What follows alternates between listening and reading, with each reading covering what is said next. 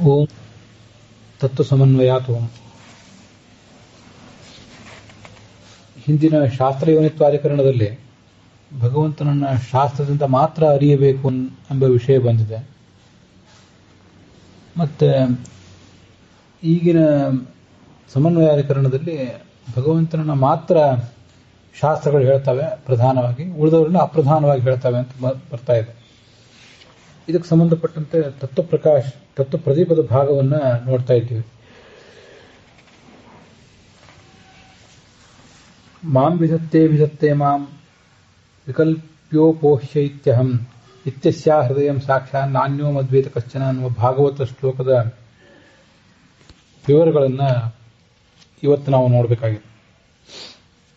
ಉಪಕ್ರಮ, ಉಪಸಂಹಾರ, ಅಭ್ಯಾಸ, ಪೂರ್ವತ, ಫಲ, ಅರ್ಥವಾದ, ಉಪಪತ್ತಿ, ಇವುಗಳಲ್ಲಿ ಉಪಕ್ರಮ ಮೊದಲು, ಉಪಪತ್ತಿ ಅನ್ನುವುದು ಕೊನೆಗೆ.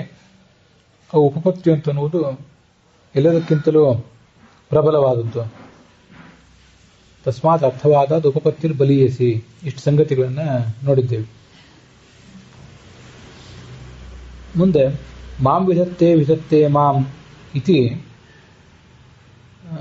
ಭಾಗವತ ವಚನಾರ್ಥಂ ದರ್ಶಯತಿ.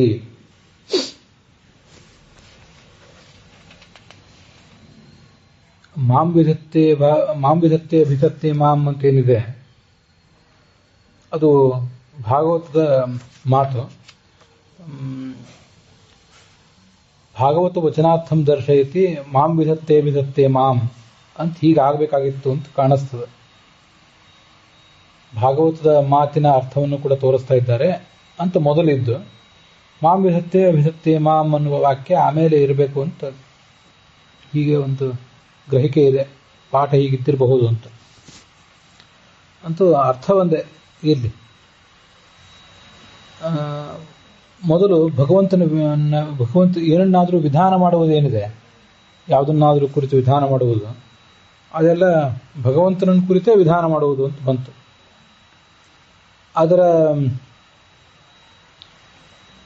ಮೊದಲ ಉದಾಹರಣೆ ಆತ್ಮಾನಮೇವ ಲೋಕಮುಪಾಸೀತ, ಜ್ಯೋತಿಷ್ಠೋಮೇನ ಸ್ವರ್ಗಕಾಮೋ ಯಜೇತ, ಹೀಗೆಲ್ಲ. ಬ್ರಾಹ್ಮಣೋ ನ ಹಂತವ್ಯ ಇತ್ಯಾದಿ. ಮಾಮುದ್ದೇಶ್ಯೈವ ವಿಧತ್ತೆ ಶ್ರುತಿ. ಮಾಂ ವಿಧತ್ತೆ ಅಂದರೆ ನನ್ನನ್ನು ವಿಧಾನ ಮಾಡುತ್ತದೆ ಅಂದ್ರೆ ಏನು? ಬೇರೆ ಕರ್ಮಗಳನ್ನು ಯಾವ್ದಾವುದನ್ನು ವಿಧಾನ ಮಾಡ್ತದೆ, ಯಾವ್ದಾವುದನ್ನು ನಿಷೇಧಿಸ್ತದೆ. ಆದರೆ ಅದೆಲ್ಲವೂ ನನಗಾಗಿಯೇ, ನನ್ನ ಅನುಗ್ರಹವನ್ನು ಗಳಿಸುವುದಕ್ಕಾಗಿಯೇ ಸಾಧಕರು ಹೀಗೆ ಮಾಡಬೇಕು ಅಂತ ಶಾಸ್ತ್ರದ ತಾತ್ಪರ್ಯ ಇದೆ. ಆತ್ಮಾನಮೇವ ಲೋಕಮುಪಾಸೀತ, ಭಗವಂತನನ್ನೇ ಲೋಕ ಅಂದ್ರೆ ಆಶ್ರಯ, ಜಗತ್ತಿಗೆ ಆಶ್ರಯ ಅಂತ ಉಪಾಸನೆ ಮಾಡಬೇಕು. ಇಲ್ಲಿ ಲೋಕ ಅಂದ್ರೆ ನನಗೀಗ ಸದ್ಯ ಹೊಳೆದ ಅರ್ಥವನ್ನು ಹೇಳ್ತಾ ಇದ್ದೇನಷ್ಟೆ. ಅಥೋ ಅಯಂ ವಾ ಆತ್ಮ ಸರ್ವೇಷಾಂ ಭೂತಾನಾಂ ಲೋಕಃ ಅಂತ ಬೃಹದಾರಣ್ಯಕ ಉಪನಿಷತ್ತಿನಲ್ಲಿ ಒಂದು ವಾಕ್ಯ ಕಂಡು ಬರ್ತದೆ. ಅಲ್ಲಿ ಲೋಕ ಅಂದ್ರೆ ಆಶ್ರಯ ಅಂತ ಅರ್ಥ. ಹಾಗೆ ಇಲ್ಲಿಯೂ ಕೂಡ ಆತ್ಮಾನಮೇವ, ಭಗವಂತನನ್ನೇ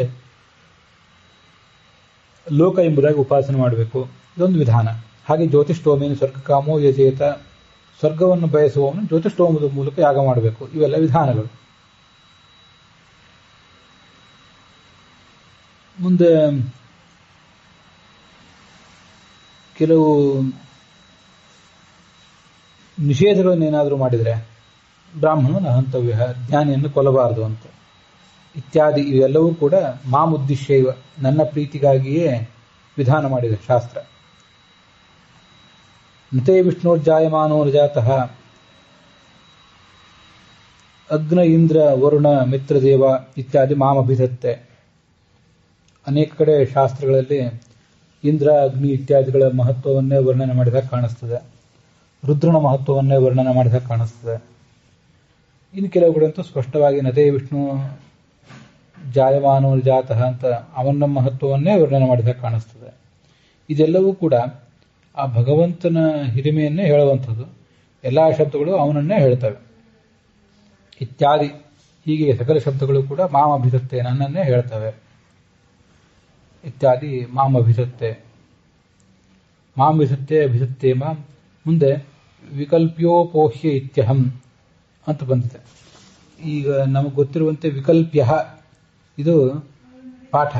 ವಿಕಲ್ಪ್ಯ ಅಪೋಹ್ಯ ಇವೆರಡೂ ಕೂಡ ಆಯಾ ಧಾತುವಿನ ಯತ್ ಪ್ರತ್ಯಯಾಂತವಾದ ಶಬ್ದಗಳಿವು, ಅವ್ಯಯ ಅಲ್ಲ. ಯತ್ ಪ್ರತ್ಯಯ, ಅನಿಯರ್ ಪ್ರತ್ಯಯ ಮತ್ತು ತವ್ಯ ಪ್ರತ್ಯಯ ಅಂತ 3 ಪ್ರತ್ಯಯಗಳಿವೆ. ಅವು ವ್ಯಕ್ತಿ ಅಥವಾ ವಸ್ತುವನ್ನು ಹೇಳ್ತವೆ. ಭೋಜ್ಯ, ಪೇಯ, ದೃಶ್ಯ, ಶ್ರಾವ್ಯ ಹೀಗೆಲ್ಲ ಇರ್ತಾವಲ್ಲ ಹಾಗೆ. ಆ ಥರ ವಿಕಲ್ಪ್ಯ ಅಂದರೆ ಭಗವಂತನೇ ವಿಕಲ್ಪ್ಯ ಅನ್ನೋ ಅರ್ಥದಲ್ಲಿ ಹಿಂದೆ ನೋಡಿದ್ದೇವೆ. ಆದರೆ ತ್ರಿವಿಕ್ರಮ ಪಂಡಿತರು ಇಟ್ಕೊಂಡಿರುವ ಪಾಠ ವಿಕಲ್ಪ್ಯ ಅಂತ ಲೆಪ್ರತ್ಯಯಾಂತವಾದ ಅವ್ಯಯ, ಇದು ಅವ್ಯಯವಾಗಿ ಇಟ್ಕೊಂಡಿದ್ದಾರೆ. ಉಳಿದವರೆಲ್ಲ ಯತ್ಪ್ರತ್ಯಯಾಂತವಾದ ಶಬ್ದವನ್ನಾಗಿ ಇಟ್ಕೊಂಡಿದ್ರೆ ಇವರು ಇದನ್ನ ಲೆಪ್ರತ್ಯಯಾಂತವಾದ ಅವ್ಯಯ ಅಂತ ಸ್ವೀಕಾರ ಮಾಡಿದ್ದಾರೆ. ಗೋವಿಂದಾಚಾರ್ಯರು ಕೂಡ ಸಹಜವಾಗಿ ಹಾಗೇ ಪ್ರತಿಪಾದನೆ ಮಾಡ್ತಾರೆ. ಇದಕ್ಕೆ ಸಂಬಂಧಪಟ್ಟಂತೆ ಯಾದವಾರ್ಯ ವ್ಯಾಖ್ಯಾನ ಇದಕ್ಕಿಲ್ಲ, ಇದು ಮುಂದೆ 11ನೇ ಸ್ಕಂದದಲ್ಲಿ ಬರೋದು. ವಿಜಯಧ್ವಜರು ಮತ್ತು ಬೇರೆಯವರು ಏನು ವ್ಯಾಖ್ಯಾನ ಮಾಡ್ತಾರೆ ಅಂತ ನನಗೆ ಈಗೇನು ನೋಡಲಿಕ್ಕೆ ಸಮಯ ಆಗಲಿಲ್ಲ, ಮತ್ತು ಅದು ಈಗೇನು ಬೇಕಾಗಿಲ್ಲ. ಈ ವಿಷಯಗಳು ಬಗೆಹರಿಯುವಂಥವೂ ಅಲ್ಲ, ಒಬ್ಬೊಬ್ಬರು ಒಂದೊಂದು ಪಾಠ ಇಟ್ಕೊಂಡಿರ್ತಾರೆ. ಆಯಿತು. ತ್ರಿವಿಕ್ರಮ ಪಂಡಿತರ ಪ್ರಕಾರ ಇದು ಲೆಪ್ರತ್ಯಯಾಂತವಾದ ಅವ್ಯಯ. ದೇವಾವು ಬ್ರಹ್ಮಣೋ ರೂಪೇ ಮೂರ್ತಂ ಚಾಮೂರ್ತಂ ಚ ದೇವಾವು ಬ್ರಹ್ಮಣೋ ರೂಪೇ ಆತ್ಮಾ ಚೈವ ಅನಾತ್ಮಾ ಚ ಇತಿ ವಿವಿಧಂ ವಿಕಲ್ಪಯಿತ್ವ. ನಾನಾ ರೀತಿಯಾಗಿ ವಿಕಲ್ಪ ಮಾಡುವುದು ಅಂತ ಬಂದಿದೆಯಲ್ಲ, ವಿಕಲ್ಪಯಿತ್ವ ಅಂತಿದೆ ನೋಡಿ. ವಿವಿಧಂ ವಿಕಲ್ಪ್ಯ ಅಂತಿದೆ ಮೂಲ ಭಾಗವತದಲ್ಲಿ. ವಿ ಅಂದರೆ ವಿವಿಧಂ, ನಾನಾ ರೀತಿಯಾಗಿ ಅಂತ ಅರ್ಥ. ಕಲ್ಪ್ಯ ಅಂದರೆ ಕಲ್ಪಯಿತ್ವ ಅಂತ ಅರ್ಥ. ವಿ ಅಂತ ಉಪಸರ್ಗ ಇರೋದ್ರಿಂದ ಅದನ್ನು ಕಲ್ಪ್ಯ ಅಂತ ಲೆಪ್ರತ್ಯಯಾಂತವಾದ ಅವ್ಯಯವಾಗಿ ಹೇಳಿದ್ದಾರೆ. ಅದನ್ನು ಬಿಡಿಸಿ ಓದಿದರೆ ವಿ ಅಂದರೆ ವಿವಿಧಂ, ಕಲ್ಪ್ಯ ಅಂದರೆ ಕಲ್ಪಯಿತ್ವ ಹೀಗರ್ಥ. ಹೀಗೆ ನಾನಾ ರೀತಿಯಾಗಿ ಭಗವಂತನನ್ನ ಕುರಿತು ವರ್ಣಿಸಿ ಮುಂದೇನು ಹೇಳ್ತಾರೆ ಅದನ್ನು ನೋಡೋಣ. ದೇವಾವ ಬ್ರಹ್ಮಣೋ ರೂಪೇ, ಬ್ರಹ್ಮನಿಗೆ 2 ರೂಪಗಳಿವೆ. ಮೂರ್ತಂಚ ಅಮೂರ್ತಂಚ. ಇಲ್ಲಿ ರೂಪ ಅಂದರೆ ಪ್ರತಿಮೆಗಳು ಅಂತ ಅರ್ಥ. ಒಂದು ಮೂರ್ತ ಅಂದರೆ ಪೃಥ್ವಿ, ಅಪು, ತೇಜಸ್ಸು, ಇವು 3 ಮೂರ್ತ. ಅಮೂರ್ತ ಅಂದರೆ ವಾಯು ಮತ್ತು ಆಕಾಶ. ಪೃಥ್ವಿ ಇದನ್ಯದ್ವಾಯುಶ್ಚ ಅಂತರಿಕ್ಷಾಚ್ಚ ಏತನ್ ಮೂರ್ತಂ. ವಾಯುವಿಗಿಂತಲೂ ಮತ್ತು ಅಂತರಿಕ್ಷಕ್ಕಿಂತಲೂ ಆಕಾಶಕ್ಕಿಂತಲೂ ಭಿನ್ನವಾದದ್ದೆಲ್ಲವೂ ಮೂರ್ತ. ಹೀಗೊಂದು ಎಲ್ಲೋ ಸರ್ವಮೂಲದಲ್ಲಿ ಒಂದು ಮಾತಿದೆ. ಅಂತೂ ಮೂರ್ತ ಅಂದರೆ ಒಂದು ನಿರ್ದಿಷ್ಟವಾದ ಆಕಾರ, ನಮಗೆ ಸ್ಪರ್ಶಕ್ಕೆ ಅಥವಾ ಕಣ್ಣಿಗೆ ಕಾಣುವಂತಹ ಒಂದು ಆಕಾರ. ಅದರಿಂದ ಪೃಥ್ವಿ, ಅಪು, ತೇಜಸ್ಸು ಈ 3 ಮೂರ್ತ ಅಂತ ಕರೆಸ್ಕೊತಾರೆ. ಮತ್ತು ವಾಯು ಆಕಾಶಗಳು ಅಮೂರ್ತ ಅಂತ ಕರೆಸ್ಕೊತಾರೆ. ಅಂತೂ ಈ ಪಂಚಮಹಾಭೂತಗಳು ಕೂಡ ಭಗವಂತನಿಗೆ ವಿಗ್ರಹಗಳಿದ್ದ ಹಾಗೆ ಅಂತ ಬಂದಿದೆ. ದೇವಾವು ಬ್ರಹ್ಮಣೋ ರೂಪೇ, ರೂಪ ಅಂದರೆ ವಿಗ್ರಹ ಅಂತ ಅರ್ಥ. ಮೂರ್ತಂಚ ಅಮೂರ್ತಂಚ. ದೇವಾವು ಬ್ರಹ್ಮಣೋ ರೂಪೇ ಆತ್ಮಾಚೇವ ಅನಾತ್ಮಾಚ. ಜಡ ಮತ್ತು ಚೇತನಗಳೆರಡೂ ಕೂಡ ಭಗವಂತನಿಗೆ ವಿಗ್ರಹಗಳಿದ್ದ ಹಾಗೆ ಅಂತ ಹೀಗೆಲ್ಲ ಬಂದಿದೆ. ವಿವಿಧಂ ಕಲ್ಪಯಿತ್ವ. ವಿಕಲ್ಪ್ಯ ಅಪೋಹ್ಯ ಅಂತಿದೆ ನೋಡಿ. ಈಗ ಹಿಂದೆ ಆದರೆ ವಿಕಲ್ಪ್ಯ ಮತ್ತು ಅಪೋಹ್ಯ. ಭಗವಂತನೇ ವಿಕಲ್ಪ್ಯನಾಗಿದ್ದಾನೆ ಮತ್ತೆ ಅಪೋಹ್ಯನೂ ಕೂಡ ಆಗಿದ್ದಾನೆ ಅಂತ ಹಿಂದಿಂದು ಅರ್ಥ, ಹಿಂದೆ ಉಳಿದವರೆಲ್ಲ ಮಾಡಿದಂತೆ. ಇಲ್ಲಿ ವಿಕಲ್ಪ್ಯ ಅಪೋಹ್ಯ, ವಿಕಲ್ಪ ಮಾಡಿ ವಿವಿಧ ರೀತಿಯಿಂದ ಭಗವಂತನ ರೂಪಗಳನ್ನು ವರ್ಣನೆ ಮಾಡಿ ಮುಂದೆ ಅಪೋಹ್ಯ ನಿರಾಕರಣೆ ಮಾಡುವುದು ಅಂತ ಅರ್ಥ ಆಗ್ತದೆ. ಅದಕ್ಕಾಗಿ ಹೀಗೆ ವಿಕಲ್ಪ ಮಾಡಿ ಮುಂದೆ ಅಪೋಹ್ಯ ನಿರಾಕರಣೆ ಮಾಡುವುದು ಹೇಗೆ ಅಂದರೆ ನೇತಿ ನೇತಿ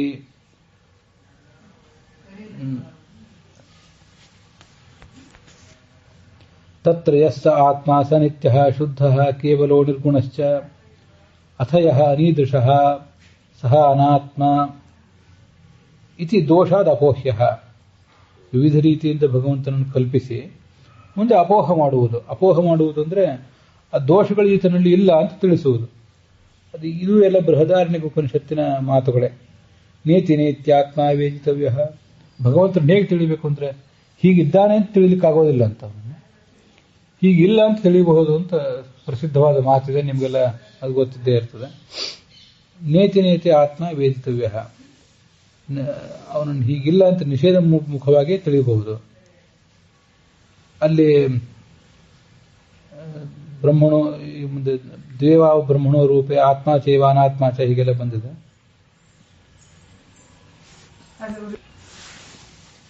ಭಗವಂತ ಏನಿದ್ದಾನೆ, ಯಸ್ಸ ಆತ್ಮ ಸ ನಿತ್ಯ, ಅವನು ನಿತ್ಯನಾಗಿದ್ದಾನೆ, ಶುದ್ಧನಾಗಿದ್ದಾನೆ, ಕೇವಲನಾಗಿದ್ದಾನೆ. ಅಂದರೆ ಕೇವಲ ನಿಷ್ಕ್ರಿಯ ಅಂತ ಅರ್ಥ. ನಿರ್ಗುಣಶ್ಚ. ಅಥಯ ಅನೀದೃಶಃ ಸಹ ಆತ್ಮ. ಅನಾತ್ಮ ಅಂದರೆ ಜಡ, ಆತ್ಮ ಅಂದರೆ ಅದು ಚೇತನ.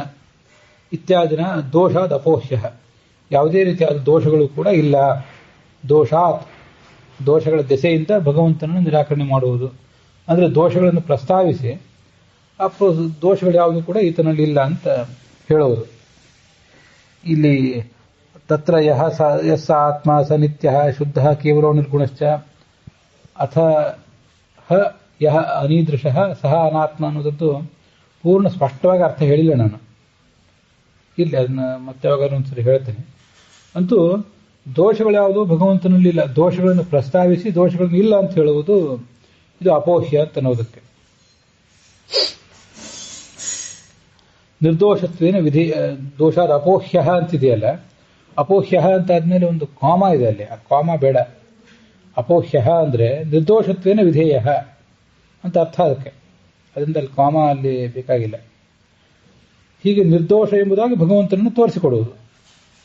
ನಿರ್ದೋಷ ಎಂಬುದಾಗಿ ಒಂದು ವರ್ಣನೆಗೂ ಕೂಡ ವಿಷಯನಾದವನು ಯಾರು? ವಿಧೇಯ ಅಪಿ ಅಹಮೇವ ಇತಿ ಅಸ್ಯ ಅಭಿಪ್ರಾಯ. ಅಹಮೇವ ವೇದ. ಈ ಶಾಸ್ತ್ರದ ಅಭಿಪ್ರಾಯವನ್ನು ನಾನೇ ತಿಳಿದಿದ್ದೇನೆ ಹೊರತು ಇನ್ಯಾರೂ ತಿಳಿದಿಲ್ಲ ಅಂತ ಹೀಗಾದರ ತಾತ್ಪರ್ಯ. ಇದು ತ್ರಿವಿಕ್ರಮ ಪಂಡಿತರ ತತ್ವಪ್ರದೀಪದಲ್ಲಿ ಸಮನ್ವಯಾಧಿಕರಣದ ಭಾಗ. ಈದೃಶ ಅಂದ್ರೆ ಇಂಥವನು, ಅನೀದೃಶ ಅಂದ್ರೆ ಇಂಥವನಲ್ಲ. ಹೀಗ ಈ ಪರಮಾತ್ಮನನ್ನ ಓಮಿತ್ಯೇವ ಧ್ಯಾಯದಾತ್ಮಾನಂ ಸ್ವಸ್ತಿವಃ ಪರಾಯ ತಮಸಃ ಪರಸ್ತಾತ್ ಅಂತ ಇದು ಷಟ್ಪ್ರಶ್ನೋಪನಿಷತ್ತು, ಯಾವುದೋ ಒಂದು ಉಪನಿಷತ್ತು. ಬೇರೆ ಬೇರೆ ಕಡೆ ಎಲ್ಲ ಈಗ ನಾವು ಆತ್ಮಾನಮೇವ ಲೋಕಮುಪಾಸೀತ ಅಂತ ಹೇಳಿದೆವು. ಭಗವಂತನನ್ನ ಸರ್ವಾಶ್ರಯ ಎಂಬುದಾಗಿ ಉಪಾಸನೆ ಮಾಡಿದೆ. ಓಮಿತ್ಯೇವ ಧ್ಯಾಯದಾತ್ಮಾನಂ, ಭಗವಂತನನ್ನು ಓಂ ಗುಣಪೂರ್ಣ ಎಂಬುದಾಗಿ ಉಪಾಸನೆ ಮಾಡ್ರಿ. ಓಮಿತಿ ಬ್ರಹ್ಮ ಓಮಿತಿ ಇದಂ ಸರ್ವಂ ಅನ್ನಂ ಬ್ರಹ್ಮೇತ್ಯುಪಾಸೀತ. ಇಲ್ಲಿ ಎಲ್ಲಾ ಕಡೆ ನಮಗೇನು ಗೊಂದಲ ಆಗೋದಿಲ್ಲ. ಭಗವಂತನನ್ನು ಅನ್ನ ಅಂತ ಉಪಾಸನೆ ಮಾಡ್ರಿ, ಆತ್ಮ ಅಂತ ಉಪಾಸನೆ ಮಾಡ್ರಿ, ಲೋಕ ಅಂತ ಉಪಾಸನೆ ಮಾಡ್ರಿ.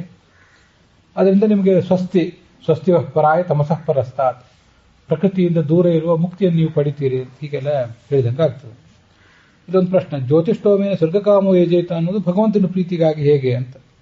ಯಾಕೆಂದ್ರೆ ಸ್ವರ್ಗಕಾಮ, ಈ ಜ್ಯೋತಿಷ್ಠೋಮಯಾಗ ಮಾಡುವವನು ಸ್ವರ್ಗವನ್ನು ಬಯಸಿ ಮಾಡ್ತಿರ್ತಾನೆ. ಹಾಗಾದ್ರೆ ಅವನು ಭಗವಂತನ ಪ್ರೀತಿಗಾಗಿ ಮಾಡುವುದಿಲ್ಲ ಅಂತ ಆಯ್ತು. ಅದರಿಂದ ಸ್ವರ್ಗವನ್ನು ಬಯಸಿ ಮಾಡುವ ಜ್ಯೋತಿಷ್ಠೋಮಯಾಗ ಭಗವಂತನ ಪ್ರೀತಿಗಾಗಿ ಹೇಗೆ, ಅದನ್ನ ಅಧಿಕಾರಿ ಭೇದದಿಂದ ಅಂತ ಕೂಡಿಸ್ಬೇಕು. ಸ್ವರ್ಗದ ಬಯಕೆ ಇದ್ರೆ ಆವಾಗ ಜ್ಯೋತಿಷ್ಠೋಮಯಾಗ ಮಾಡ್ರಿ ಅಂತೇನು ಈ ಮಾತಿದೆಯಲ್ಲ, ಸಾಧಕರು ಅನೇಕ ಹಂತದಲ್ಲಿರ್ತಾರೆ. ಅವರನ್ನು ಕುರಿತು ಹೇಳಿದ್ದು ಅಂತ ತಿಳ್ಕೊಳ್ಬೇಕು. ಆರಂಭದಲ್ಲಿ ವೇದ ಶಾಸ್ತ್ರ ಮೊದಲಾದ ವಿಷಯಗಳಲ್ಲಿ ನಮಗೆ ಶ್ರದ್ಧೆ ಬರುವುದಕ್ಕೋಸ್ಕರ ನಿಮಗೆ ಜ್ಯೋತಿಷ್ಠೋಮಯಾಗ ಮಾಡ್ರಿ, ಸ್ವರ್ಗ ಸಿಗ್ತದೆ ಅಂತ ಒಂದು ಆಸೆ ಹುಟ್ಟಿಸ್ತಾರೆ. ಮುಂದೆ ಆ ಜ್ಯೋತಿಷ್ಠೋಮಯಾಗಾದಿಗಳನ್ನು ಕೂಡ ಭಗವಂತನ ಪ್ರೀತಿಗಾಗಿಯೇ ಮಾಡಿ ಮುಕ್ತಿಯನ್ನು ಪಡೆದು ಆ ಮುಕ್ತಿಯಲ್ಲಿ ಹೆಚ್ಚಿನ ಆನಂದವನ್ನೇ ಪಡಿತಾರೆ. ಅದು ಹೇಗೆ ಅಂದ್ರೆ, ಈ ಮುಂದೆ ಬ್ರಹ್ಮಸೂತ್ರ ಭಾಷ್ಯದಲ್ಲಿ ಸರ್ವವೇದಾಂತ ಪ್ರತ್ಯಯಾಧಿಕರಣದಲ್ಲಿ ಆ ಮಾತಿದೆ. ಸರ್ವವೇದೋಕ್ತ ಮಾರ್ಗೇಣ ಕರ್ಮ ಕುರ್ವೀತ ನಿತ್ಯಶಃ ಆನಂದೋ ಹಿ ಫಲಂ ಯಸ್ಮಾತ್ ಛಾಕಾ ಭೇದೋ ಹ್ಯಶಕ್ತಿಶಃ ಅಂತ. ಸಕಲ ಶಾಸ್ತ್ರಗಳಲ್ಲಿಯೂ ಬಂದಿರುವಂತಹ ಮಾರ್ಗದ ಮೂಲಕವಾಗಿಯೇ ನಾವು ಭಗವಂತನನ್ನು ಉಪಾಸನೆ ಮಾಡಬೇಕು. ಸರ್ವಶಾಸ್ತ್ರಗಳನ್ನು ಓದಿ ಅದರಂತೆ ಕರ್ಮ ಮಾಡಬೇಕು. ಯಾಕಂದ್ರೆ ಅದರಿಂದ ಮಹಾ ಆನಂದ ಇದೆ. ಅದರಿಂದ ಸಂಧ್ಯಾವಂದನೆ, ಬ್ರಹ್ಮಯಜ್ಞ, ವೈಶ್ವದೇವ ಬಲಿಹರಣ ಮೊದಲಾದ ಬೇಸಿಕ್ ಕ್ರಿಯೆಗಳು ಇವತ್ತು ನಾವೇನು ಮಾಡ್ತಿದ್ದೇವೆ ಅಷ್ಟೇ ಅಲ್ಲ, ಉಳಿದ ಅನೇಕ ಕ್ರಿಯೆಗಳನ್ನು ಕೂಡ ದೊಡ್ಡ ದೊಡ್ಡ ಸಾವಿರಾರು ವರ್ಷದ ಯಾಗಗಳನ್ನು ಕೂಡ ಈ ಋಷಿಗಳು ಮಾಡ್ತಿದ್ದದ್ದು ಹೀಗೆ ಶಾಸ್ತ್ರಜ್ಞಾನಪೂರ್ವಕವಾಗಿ ಮಾಡಿ, ಆ ವೇದಾದಿ ಶಾಸ್ತ್ರಗಳೆಲ್ಲ ಓದಿ ಅದರ ಗುಣಾನುಸಂಧಾನ ಮಾಡಿಕೊಂಡು ಆ ಮೂಲಕ ಕ್ರಿಯೆಗಳನ್ನು ಮಾಡ್ತಿದ್ರು. ಆಗ ಅವರಿಗೆ ಅದರಿಂದ ಮೋಕ್ಷವೇ ಸಿಗ್ತದೆ. ಆದ್ದರಿಂದ ಇಲ್ಲಿ ಸ್ವರ್ಗ ಅಂದರೆ ಎರಡು ಅರ್ಥ. ಇದು ಹಿಂದೆ ಅನೇಕ ಕಡೆನೂ ನೀವು ಬಂದಿದೆ, ಭಗವದ್ಗೀತಾದಲ್ಲಿ ಎಲ್ಲ ಕಡೆನೂ ಕೂಡ. ಸ್ವರ್ಗ ಅಂದ್ರೆ ಒಂದು ಅನಿತ್ಯವಾದ ಈ ದೇವತೆಗಳು ನಮ್ಗೆ ಕೊಡುವಂಥ ಸ್ವರ್ಗ. ಇನ್ನೊಂದು ಸ್ವರ್ಗ ಅಂದರೆ ಮುಕ್ತಿ ಅಂತಲೇ ಅರ್ಥ. ಹಾಗಾದ್ರೆ ಈ ಕಡೆ ಅರ್ಥನೂ ಬಂದಿದೆ. ಅದರಿಂದ ಸ್ವರ್ಗಕಾಮೋ ಯಜೇತ ಅಂದರೆ ಮೋಕ್ಷದ ಬಯಕೆ ನಿಮಗಿದ್ರೆ ಆವಾಗ ಭಗವಂತನ ಪ್ರೀತಿಗಾಗಿ ಜ್ಯೋತಿಷ್ಠೋಮ ಯಾಗವನ್ನೇ ಮಾಡ್ರಿ ಅಂತ ಹೀಗೆ ಅದಕ್ಕೆ ಅರ್ಥ ಆಗ್ತದೆ.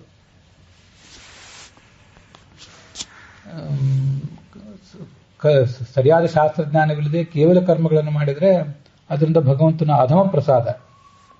ಮತ್ತೆ ಶ್ರವಣ ಮನನಾದಿಗಳನ್ನು ಮಾಡಿದರೆ ಅದರಿಂದ ಇನ್ನೂ ಪೂರ್ಣವಾಗಿ ಜ್ಞಾನ ಬಂದಿಲ್ಲದೆ ಹೋದರೆ ಅದರಿಂದ ಭಗವಂತನ ಮಧ್ಯಮ ಪ್ರಸಾದ. ಮತ್ತೆ ಜ್ಞಾನ ಸಂಪತ್ಯಾತು ಪ್ರಸಾದ ಉತ್ತಮ ಮತಃ ಅಂತ ಹಿಂದೆ ಆರಂಭದಲ್ಲೇ ಬಂದಿದೆ. ಇದು